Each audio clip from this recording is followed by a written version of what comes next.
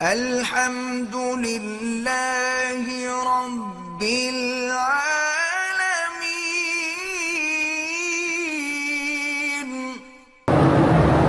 ایک عجیب مسئلہ میرے پاس آیا تھا، مجھے خود لڑکی نے ٹیلیفون کیا۔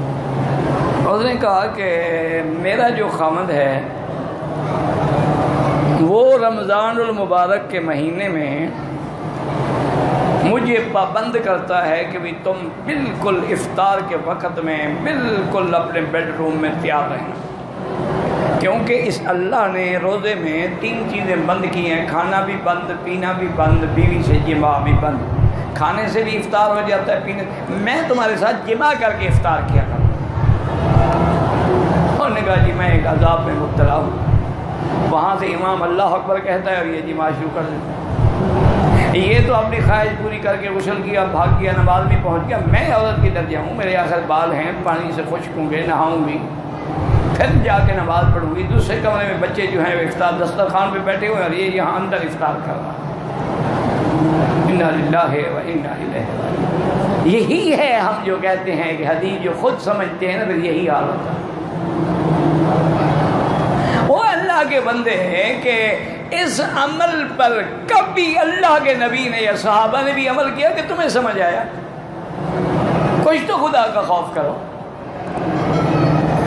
پہلے تو اسلام میں یعنی جیسے دن کو میاں بیوی کا ملنا منع تھا روزے میں، اسی طرح اگر رات کو سو گیا اس کے بعد بھی منع، کھانا پینا بھی منع۔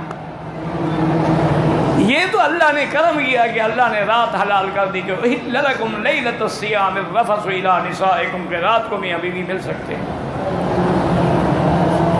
اور دنیا میں ہر قسم کی مخلوق ہے، اللہ تعالیٰ سے دعا کریں اللہ ہدایت دے۔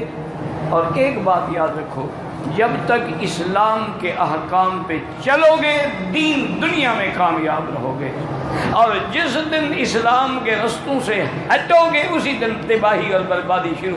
یہ صداع کی بیماری ہے، عطشت کی بیماری ہے، ایڈز کی بیماری کہاں سے ہوتی ہے؟